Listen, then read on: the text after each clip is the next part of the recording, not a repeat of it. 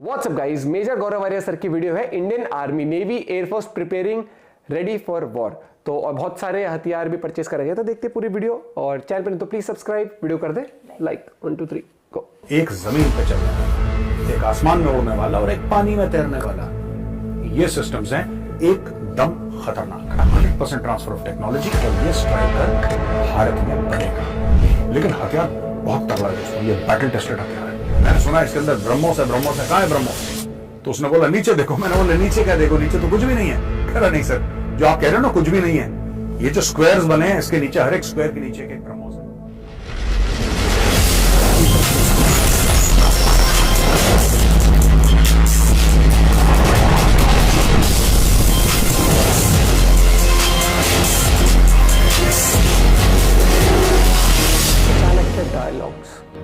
जय हिंद दोस्तों, मैं हूं मेजर गौरव आर्या और आप देख रहे हैं द चाणक्य डायलॉग्स। इस वीडियो को लाइक करिए, हमारे चैनल को सब्सक्राइब करिए, बेल आइकन दबाना बिल्कुल भी मत भूलिएगा। 3 हथियारों के सिस्टम्स जो हैं, 3 हथियारों के प्लेटफॉर्म हैं, उनके बारे में आज मैं आपको बताऊंगा। और इसलिए बताऊंगा क्योंकि तीनों के 3 अब भारत में आने वाले हैं। दोस्तों, एक जमीन पे चलने वाला, एक आसमान में उड़ने वाला और एक पानी में तैरने वाला, ये सिस्टम्स हैं एकदम खतरनाक। पहले मैं आपको बताऊंगा स्ट्राइकर के बारे में। स्ट्राइकर है क्या? दोस्तों, जब प्रधानमंत्री मोदी पिछली बार अमेरिका गए थे और व्हाइट हाउस में उनका स्वागत हुआ था, उस वक्त भी अमेरिकन ने यह सुझाव दिया था कि भाई ये हमारा एक बहुत तगड़ा सटीक हथियार है, ये हम भारत को देना चाहते हैं। भारत ने बोला ठीक है। भारत ने बोला ठीक है। अब ट्रांसफर ऑफ टेक्नोलॉजी की बात चल रही है, 100% ट्रांसफर ऑफ टेक्नोलॉजी, और यह स्ट्राइकर भारत में बनेगा। दोस्तों, स्क्रीन पे देखिए, यह है स्ट्राइकर। स्ट्राइकर करता क्या है? स्ट्राइकर बहुत कुछ करता है दोस्तों। स्ट्राइकर बहुत कुछ करता है। स्ट्राइकर के अंदर लोग बैठते हैं। जैसे आज की तारीख में इंडियन आर्मी इस्तेमाल करती है बीएमपीज। बीएमपी एक रशियन प्लेटफॉर्म है दोस्तों, और भारत में मैकेनाइज्ड इन्फेंट्री इसका इस्तेमाल करती है। ये बख्तरबंद तो है, शक्ल इसकी टैंक जैसी है, लेकिन ये टैंक के अलावा भी काम करता है, क्योंकि इसका जो आर्मर है, इसका जो प्रोटेक्शन है वो टैंक के लेवल का नहीं है। इसकी तोप जो है वो टैंक के लेवल की नहीं है। इसकी मोबिलिटी टैंक के लेवल की नहीं है। लेकिन ये अपने अंदर 9 इन्फेंट्री के सोल्जर्स ले जा सकता है ऑब्जेक्टिव तक। ये बीएमपी करता है, लेकिन बीएमपी पुरानी टेक्नोलॉजी है। अब दोस्तों, मैं आपको यह बताता हूं कि स्ट्राइकर क्या करता है और भारत को स्ट्राइकर की क्यों आवश्यकता है। बीएमपी की दोस्तों, पहली चीज अगर आप देखें, जनरल डायनेमिक्स लैंड सिस्टम्स एक कंपनी है जो कि स्ट्राइकर बनाती है, और इसमें 350 हॉर्स पावर का इंजन लगता है। इसमें एक 50 कैलिबर, यानी कि एक हैवी मशीन गन है 50 कैलिबर। इसमें MK19 40 mm ग्रेनेड लॉन्चर है, और इसके अंदर और भी कई सारी चीजें हैं। 2 ककरू लगता है इसके अंदर, और इसमें रेंज है 300 मील का। एक बार टैंक फुल कर दिया तो 300 मील। अब 300 मील कितने किलोमीटर में लगता है, ये आप खुद पता लगा लीजिए, कैलकुलेट कर लीजिए। Must be more than 400 at least, right? Speed इसकी मैक्सिमम है 62 miles per hour, which means 80-90 kilometre level पे फुल क्लिप पे जाता है। ट्रैक्ट नहीं होता, इसके अंदर व्हील्स होते हैं, लेकिन ये फंसता नहीं है रेत में। ये अलग लेवल का एक खेल है इसका दोस्तों, और इसके कई सारे काम भी हैं। ये इन्फेंट्री कैरियर व्हीकल है, जैसे कि बीएमपी भी एक किस्म की इन्फेंट्री कैरियर व्हीकल है, स्ट्राइकर भी है। लेकिन स्ट्राइकर का एक तो मोटर कैरियर है, यानी कि स्ट्राइकर के अंदर से आप मोटर फायर कर सकते हैं। दोस्तों, जहां तक बात है बीएमपी की, बीएमपी के अंदर से भी मोटर फायर होते मैंने देखा है। मैं बबीना गया था, 27 ब्रिगेड है वहां पे, सिल्वर स्ट्राइक ब्रिगेड। तो सिल्वर स्ट्राइक ब्रिगेड में मैंने देखा था, मैंने शूट करा था वहां पे, और मैंने देखा था कि किस तरीके से मोटर आप छोटी तोप समझ लीजिए, और मैं आपको और क्या समझाऊंगा।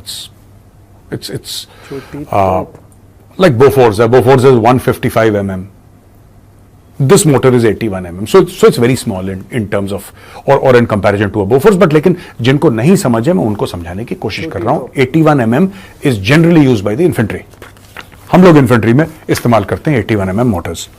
ठीक है जी। Reconnaissance vehicle, Stryker reconnaissance vehicle भी होती है, यानी कि अलग अलग जगह जाए और रिकॉनेसेंस करे, पता लगाए दुश्मन की लोकेशन, दुश्मन का लेआउट, कहां पे क्या है, मूवमेंट, ये सारा का सारा रिकॉनेसेंस भी करती है। तीसरी चीज commanders vehicle, CV. Commanders vehicle क्या होती है दोस्तों? कमांडर व्हीकल वो होती है जो एक व्हीकल है और जितने भी दूसरे स्ट्राइकर हैं सबको कंट्रोल करती है। सिचुएशनल अवेयरनेस, बैटलफील्ड अवेयरनेस, कहां पे क्या हो रहा है यार, सैटेलाइट से लिंक है, सब कुछ पता है। ये जो बैटलफील्ड अवेयरनेस है दोस्तों, ये बहुत बड़ा एक चैलेंज हो जाता है बैटलफील्ड में। क्यों?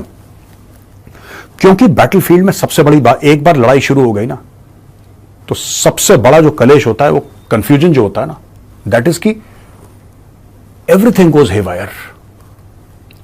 चीख पुकार, bullets are flying, ammunition everywhere, I mean bombs are exploding, missiles। तो उससे क्या होता है कि कम्युनिकेशन में गैप आ जाता है। उनको कंट्रोल कैसे करना है? आपको कंट्रोल करना जरूरी है। Timely passing of orders, timely passing of relevant orders. अच्छा ये हो गया, अब ये करो, ये करो। मिनट मिनट में बैटलफील्ड सिनेरियो चेंज होता है। कमांडर व्हीकल ये देखती है। फायर सपोर्ट व्हीकल, ये फायर सपोर्ट देती है। जब लोग मूव करते हैं, this provides fire support. Medevac, medical evacuation. Medical evacuation ये हो गया कि भाई जब आपका कोई बंदे को चोट लग गई या कोई वीर गति को, उसको पीछे कैसे लाना है आपने? How do you medically evacuate a person? चोट भी लगेगी लोगों को, और आपको मेडिकल इवैक्यूएशन में आप नॉर्मल गाड़ी नहीं ले सकते। आपको एक ऐसी गाड़ी चाहिए जो कि थोड़ा सा, जिसमें आर्मर प्रोटेक्शन हो कम से कम, जिसको ऐसा नहीं कि अंदर कोई चोटिल है जवान और वहां से फायरिंग हो रही है और बिल्कुल छेद के गोलियां निकल रही हैं। That can't be, you have to give certain degree of protection. ये स्ट्राइकर देगा। इसके अलावा इंजीनियर स्क्वाड व्हीकल, ईएसवी। तो इंजीनियर्स का क्या काम क्या होता है दोस्तों? इंजीनियर अगर कोई ऑब्स्टिकल है उसको उड़ाते हैं, माइनिंग करते हैं, डीमाइनिंग करते हैं। 10 किस्म की चीजें जो इंजीनियर्स करते हैं। तो ये इंजीनियर स्क्वाड व्हीकल है। एंटी टैंक गाइडेड मिसाइल, ये एटीजीएम व्हीकल होती है। इसके अंदर एंटी टैंक गाइडेड मिसाइल, एक तो स्ट्राइकर में ना मेन गन भी होती है कई स्ट्राइकर्स में। If I remember correctly, it's 105 mm, but I could be mistaken. मैं मेमोरी से बोल रहा हूं। बट एटीजीएम, आपने एंटी टैंक गाइडेड मिसाइल लगाई है, यानी कि स्ट्राइकर के अंदर ही मिसाइल होती है। मिसाइल ऐसे ऊपर आई, कंप्यूटर ने लॉक करा, मिसाइल फायर हुई, दूसरे टैंक को बर्बाद कर दिया। और NBC reconnaissance vehicle, NBC is nuclear, biological, chemical. Nuclear attack होता है, बायोलॉजिकल अटैक होता है, केमिकल अटैक होता है। यहां पे स्ट्राइकर कामयाब है, उस एनवायरनमेंट में फंक्शन करता रहेगा। तो ये दोस्तों है ये है however this is contingent of the striker meeting the operational requirements. तो यूएस तो कह रहा है ले लो, लेकिन इंडियन आर्मी कह रही है यार देखो हमारी ऑपरेशनल रिक्वायरमेंट्स थोड़ी सी अलग हैं। हम देखते हैं कि operational requirements of mechan, mechanized infantry, जो आज की तारीख में बीएमपी, मैंने आपको बताया था ना, बीएमपी इस्तेमाल कर रही है और ट्रैक्ड होती हैं, वो बीएमपी इस्तेमाल कर रही है। हम लोग इंडिया में बीएमपी बनाते भी हैं, correct? These are Russian BMPs. American BMPs ये कह रहे हैं कि हाई लेवल ऑफ इंडिजनाइजेशन चाहिए, एक तो बनेगा भारत में, और transfer of technology to the Indian co production partner. America कह रहा है ले लो, भारत कह रहा है देखो सुनो हम ले लेंगे, पर 2-3 चीजें इसमें हमारी शर्तें हैं। क्या शर्तें हैं? पहली बात, आप हमें टेक्नोलॉजी ट्रांसफर करोगे, कोई इंडियन प्राइवेट फर्म हो या पीएसयू हो, डज नॉट मैटर, किसी इंडियन को ये टेक्नोलॉजी ट्रांसफर होगी पूरी की पूरी, ये बनेगा इंडिया में, बना सके। पहली बात। दूसरी चीज, हमें यह भी देखना पड़ेगा कि हमारी फौज को किस तरीके से जरूरत है। तो मुझे लगता है दोस्तों अभी इसकी ट्रायल्स होंगे, अमेरिका से लेकर आएंगे ये लोग, क्या वाकई में 4-5 स्ट्राइकर्स इंडिया में अलग अलग किस्म की, और मैकेन्फ बटालियन को दे दी जाएगी किसी एक को सेलेक्टेड, कि भाई आप रगड़ो उसको, पता लगाओ कैसी चलती है। लेकिन हथियार बहुत तगड़ा है दोस्तों, ये बैटल टेस्टेड हथियार है। This is a battle tested platform, it's a beautiful platform, battle tested है, और मुझे लगता है कि इंडियन आर्मी जरूर इसका ट्रायल करेगी। और यहां पे भी लिखा है कि Indian army plans on replacing its existing field to offer over 2000 Russian origin BMP tools. जो ऑलरेडी है, प्लान यह है कि 2000 बीएमपी हमारे पास आज की तारीख में है, और भारतीय सेना का प्लान है कि पूरी 2000 की 2000 को रिप्लेस करते हैं। क्या ये 2000 स्ट्राइकर से रिप्लेस होंगी? ये सोचने और समझने वाली बात है दोस्तों। अब हैल की बात करते हैं, HAL, Hindustan aeronautics limited. Hindustan aeronautics limited को एक RFP, ठीक है, रिक्वेस्ट फॉर प्रपोजल, कि आप हमें प्रपोजल दो, डिफेंस मिनिस्ट्री ने उनको दिया है फॉर 156 156 लाइट कॉम्बैट हेलीकॉप्टर्स, और टोटल इस कॉन्ट्रैक्ट की कॉस्ट है 45,000 करोड़, 45,000 करोड़। इससे आत्मनिर्भर भारत तो पक्का होगा क्योंकि आपका इकोसिस्टम बनेगा। हैल ऐसी बात तो नहीं है कि खुद ही बना रहा है, हैल के भी 100 और कंपनियां होंगी जो हैल को सप्लाई कर रही हैं, प्राइवेट कंपनी, तो उससे भी फिर लोगों के जॉब्स बनते हैं और एक कॉन्फिडेंस आता है सिस्टम में कि ये यार वर्ल्ड क्लास हेलीकॉप्टर हम बना सकते हैं।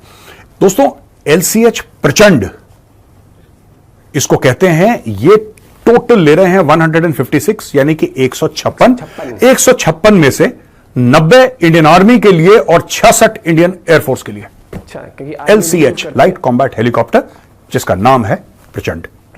अब ये जो LCH है लाइट कॉम्बैट हेलीकॉप्टर प्रचंड,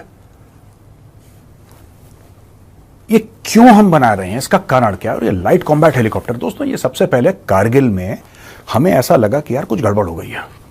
हमारे पास हैवी हेलीकॉप्टर्स थे और हैवी हेलीकॉप्टर्स की ये है बात कि जो हमारी डिप्लॉयमेंट है इंडियन आर्मी की, वो ऐसी जगह है डिप्लॉयमेंट कि वहां पे हैवी आर्मामेंट्स के साथ टेक ऑफ करना, लैंड करना थोड़ा सा मुश्किल हो जाता है। और ये गनशिप्स हैं, ये these are not transport helicopter, these are gunships. तो एक certain speed, certain manoeuvrability, certain agility, certain weapon platforms, ये सारे के सारे इनकी जरूरत पड़ती है because it's a combat helicopter, it's a gunship.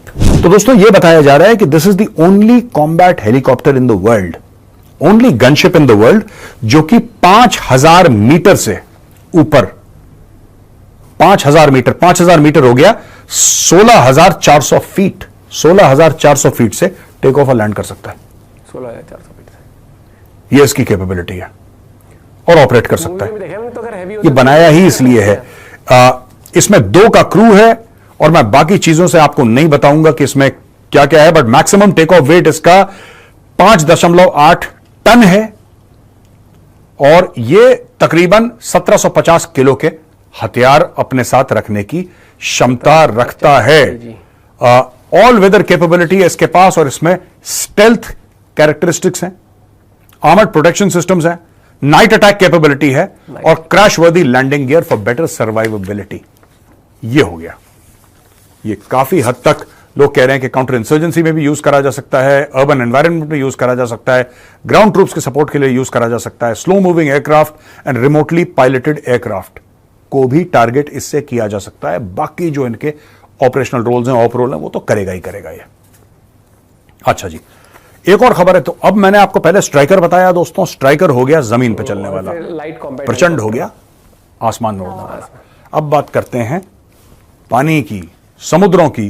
INS Surat, कर दी इंडियन नेवी का ट्वीट आया है कि Surat will be the next major combatant to join the Indian Navy's Arsenal.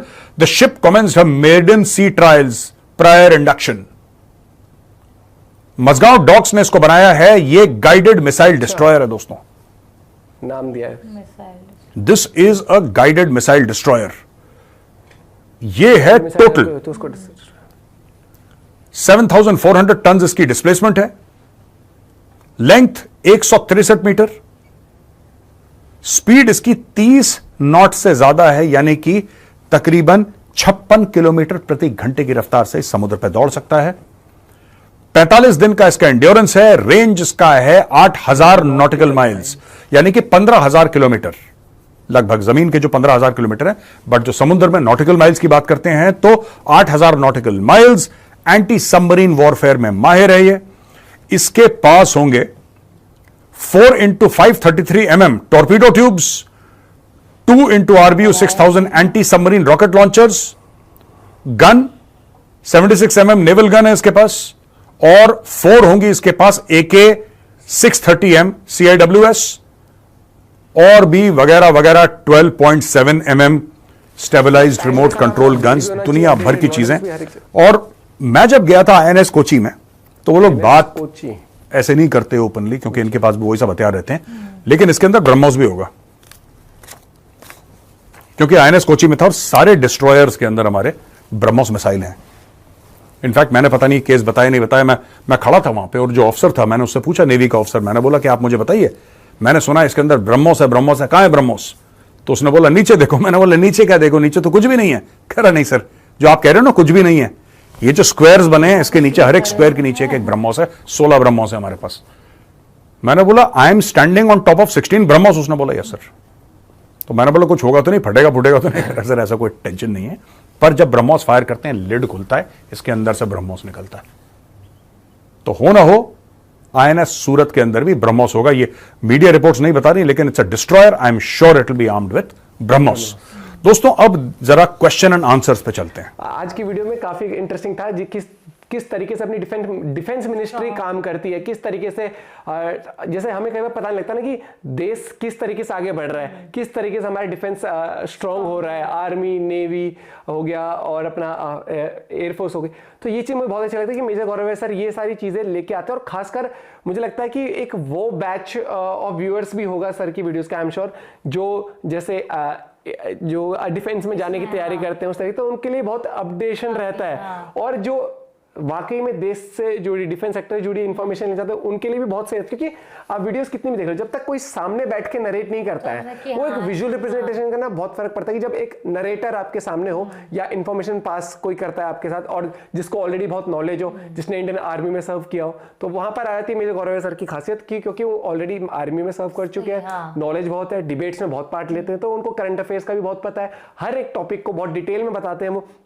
और जैसे लाइट कॉम्बैट हेलीकॉप्टर्स अगर हो गए, अगर हम मूवीज देखते हैं, देखा है ना कि जहां नैरो एरियाज होते हैं, मान ले 2 पहाड़ है, उनके पीछे बहुत छोटी सी है जगह जाने के लिए, तो उन वैलीज में लाइट कॉम्बैट हेलीकॉप्टर्स मैन्यूवर भी करना है, अगर एकदम से टेक ऑफ करना है, लैंड करना है, तो बहुत चीजों में वो फायदा होता है। और आप देखोगे तो 45,000 करोड़ की लगभग ये होगी। तो अभी प्रोजेक्ट किया जा रहा है कि वो उनसे पता कर जाएगी क्या कुछ उसमें रहेगा। तो बोला ना जॉब्स भी फिर वो होंगे। अब आप ये देखो HAL है, हम कहते हैं भाई ये तो उनके लिए नौकरी होगी अगर ये बनेंगे तो, जो HAL में नहीं। जैसे एग्जांपल मारुति की गाड़ी बनती है, तो मारुति में नट बोल्ट लगने हैं, वो कोई और कंपनी बनाती है, हेडलाइट कोई और कंपनी, मारुति में आके पार्ट असेंबल हो रहे हैं। तो वैसे ही HAL के अंदर बहुत सारी चीजें एग्जांपल हेलीकॉप्टर में लगनी होगी। एक कपड़ा बनता है ना, एक टी-शर्ट बनती है, तो कपड़ा कहीं से आ रहा है, डाई कहीं होता है, डाई कहीं हो रहा है, प्रिंट कहीं किसी और कंपनी, एक ही कंपनी में नहीं, किसी और कंपनी में, ठीक है। धागा जो सिंपल चीज है, धागा वो किसी और से आ रहा है। तो धागा जो बना रहा है, ऐसा तो नहीं वो एक बंदा बना रहा है, उसके पास भी लोग होंगे कि जो उस धागे को उस पे लगा भी रहा है। हाँ। उस पे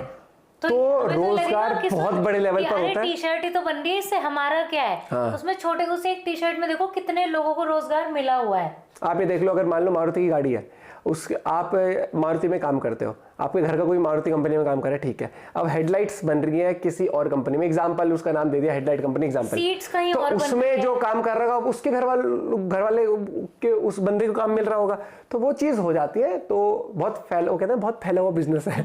तो यही चीज होता है और ऐसे रोजगार बनता है। लोगों को लगता है सरकार वगैरह, अब सरकारी अगर वो चीज लेगी तो कितने लोग जो प्राइवेट सेक्टर्स में, उनमें, क्योंकि कंपनियां सरकारी नहीं होंगी जिनमें हेडलाइट बनने की, प्राइवेट सेक्टर से। और वही चीज बात करी गई कि जो स्ट्राइकर है फुल टेक्नोलॉजी पास ऑन हो और उसके साथ इंडिया में बने और फिर लोगों तक वो चीजें पहुंचे, तो ताकि जब वो इंडिया में बनेगी, बड़े प्राइवेट सेक्टर में कंपनियां होंगी, वो उसके पार्ट्स बनाएंगी, कुछ करेंगी, तो रोजगार फैलेगा। तो ये चीज सोचना पड़ता है। और ये विजन तभी आता है जब आप एजुकेशन हासिल करने की कोशिश करते हो, जब आप करंट अफेयर्स पढ़ते हो और सर की वीडियोस भी देखते हो, तो बहुत चीजें आती हैं। क्योंकि कई बार आर्टिकल्स आते हैं लेकिन वो मिस हो जाते हैं, लोगों से तो नहीं देखते। लेकिन आज के टाइम पर वीडियो के थ्रू जो आपको नॉलेज मिलती है और जो आपके माइंड में रहती है, वो अलग ही लेवल पर रहती है। क्योंकि आर्टिकल्स कई बार लोग ऐसे बोरियत के मामले नहीं है, लेकिन जब आप किसी के फैन हो जाते हो, एग्जांपल मेरे गौरव सर की वीडियो देखते हो, तो आपको वो हो जाता है कि यार आज सर ने क्या बताया, और वो विजुअल रिप्रेजेंटेशन कहीं ना कहीं या विजुअल नरेशन आपके माइंड में रहता है। आप अपना पॉइंट ऑफ व्यू शेयर कर सकते हो। जैसे आप मूवी देख लेते हो ना, वो हमेशा रहता है, और उस मूवी में देखा तो ना वो सीन हुआ था। वैसे मिलता है एक वीडियो के साथ, बाय बाय, टेक केयर।